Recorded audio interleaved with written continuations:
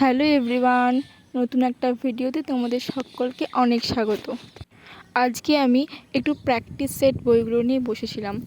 আসলে আমি তো তোমাদেরকে আগের ভিডিওতে জানিয়েছি যে আমার টেক্সট বুক কমপ্লিট আমি করেছি, জাস্ট 2 দিন হলো। তো আমি ভাবছিলাম একটু প্র্যাকটিস করে দেখি যে আমি কিভাবে মানে কীরকম ইমপ্রুভমেন্ট আমি করতে পারলাম নিজেকে। তো সেই জন্য আমি প্র্যাকটিস সেটগুলো নিয়ে বসেছিলাম। আর তাছাড়াও তোমরা আমাকে অনেকে কোয়েশ্চেন করছো অনেক কিছু, যে আমার কাছে কোন প্র্যাকটিস সেট আছে বা আমি কোন বই ফলো করছি সেই সব ব্যাপারে। তো আমি তোমাদেরকে প্রথমেই বলে দিই যে আমি এই ব্যাপারে আমি কোন বইগুলো ফলো করছি 2027 জন্য। তো আমি এই ব্যাপারে একদম ডিটেলস একটা ভিডিও বানিয়ে দিয়েছি যে কোন লেখকের কোন বই কোন সহায়িকা ফলো করছি সমস্ত কিছু। একদম প্রথমের চ্যানেলের একদম প্রথমের দিকে সেই ভিডিওটা আছে। তোমরা যারা দেখতে ইন্টারেস্টেড তোমরা অবশ্যই চ্যানেলে ভিজিট করে একবার দেখে নিও, তোমাদের সমস্ত ডাউট আই থিঙ্ক ক্লিয়ার হয়ে যাবে। তো আজকে তবুও আমি তোমাদের সাথে শেয়ার করছি যে আমার কাছে কোন কোন প্র্যাকটিস সেটগুলো আছে। আমার কাছে মোট প্র্যাকটিস সেট 3টে আছে। তোমাদেরকে প্রথমেই 3টে বলছি, 4টে আছে। 3টে প্রথমে দেখালাম আর একটা তোমাদেরকে লাস্ট টাইমে দেখাচ্ছি।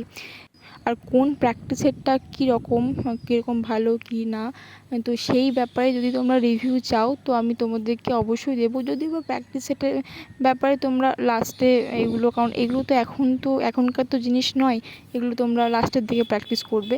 তো তোমরা যদি জানতে চাও তো আমি অবশ্যই তোমাদেরকে সেই ব্যাপারেও একটা ভিডিও করে দেখাবো। আজকে শুধু আমি তোমাদেরকে দেখাচ্ছি যে আমার কাছে কোন কোন প্র্যাকটিস সেটগুলো আছে। আর তার সাথে কিছু কথা তোমাদের সাথে শেয়ার করি। সেটা হলো, তোমরা অনেক কিছু জিজ্ঞাসা করছো যে আমার কীরকম কী স্কোর হলো, কত কী র্যাঙ্ক হলো এবং সমস্ত কিছু। চলো একদম সমস্ত কিছু ক্লিয়ার করে দিই, কোনো একদম ডাউট না রেখে। প্রথমেই বলি, আমার স্কোর হয়েছে ওই 45 পয়েন্ট সামথিং, আর র্যাঙ্ক হয়েছে 5700 সামথিং। তো এটাই ছিল আমার র্যাঙ্ক অ্যান্ড স্কোর। আর তোমাদেরকে আমি কিছু কথা আরও শেয়ার করি। সেটা হলো যে আমার এই বছরটাকে নিয়ে আফসোস আছে কি নেই বা কিছু। প্রথমেই বলি, আমি আগের বছর জানো তো খুব ভালোভাবে এক্সামটা দিয়েছিলাম এবং বেশ ভালো স্কোর হয়েছিল এবং আমি জিএনএমেও চান্স পেয়ে যেতাম, কিন্তু আমি জিএনএমে যাবো না সেই কারণে আমি যাইনি। কিন্তু এই বছর সত্যি বলতে আমার সেইভাবে যে একটা ন্যূনতম এফোর্ট দেওয়া দরকার এক্সামের জন্য, সেইটুকু আমি বলবো না যে আমি দিইনি, আমার দিয়ে হয়ে ওঠেনি আসলে। আমাদের যখন কোনো এক্সাম থাকে তখন আমরা দেখবে লাস্টের যে 1 মাস 2 মাস বলো, সেই সময়টায় আমরা চেষ্টা করি বেশি বেশি করে পড়ার। কিন্তু বিশেষ কিছু কারণে আমি লাস্টের 1 মাস একদম পড়াশোনা থেকে ডিটাচ ছিলাম। মানে ভাবতে পারছো যে আমার এক্সাম আছে আর আমি একদম পড়াশোনা থেকে ডিটাচ। তো আমি আশা করিনি যে এবছর আমি পাবো, সেই কারণে সেই তুলনায় আমার কোনো দুঃখ বা আফসোস এবছর অন্তত হয়নি। তোমরা আমাকে অনেকেই জিজ্ঞাসা করছো কীরকম কী স্কোর বা র্যাঙ্ক হলো।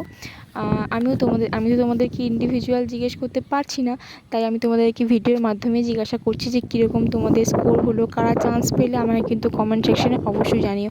আর যাদের স্কোর ভালো হলো, র্যাঙ্ক ভালো হয়েছে, তাদেরকে অবশ্যই অনেক কনগ্রাচুলেশন। আর যাদের হলো না তাদেরকে বলবো যে একদম ভেঙে পড়বে না। এই লড়াই এমন না যে তোমাকে এই বছরের মধ্যেই পেতে হবে।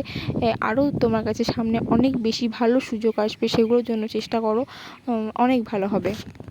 আমি সত্যি বলতে একদম ভাবছি না যে আমার খারাপ হয়েছে কি বা কিছু, কারণ আমি এক্সপেক্ট করিনি। সত্যি বলতে আমি কীভাবে এক্সপেক্ট করতে পারি যে আমি লাস্টের 1 মাস একদম পড়াশোনা থেকে ডিটাচ থেকে আমি কীভাবে ভালো র্যাঙ্ক করতে পারি, তাই না?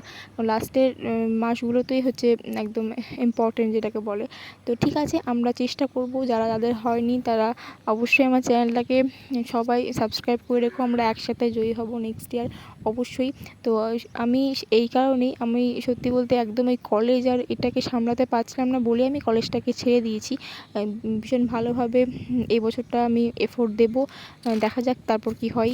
চেষ্টার খামতি তো রাখলে হবে না, আমি ওটাই টার্গেট রেখেছি যে যেটা হয়ে গেছে, কিন্তু নেক্সট যে টাইমটা আসছে, যে সুযোগটা আসছে সেইটা যেন খুব ভালোভাবে কাজে লাগাতে পারি, সেটাই হচ্ছে টার্গেট।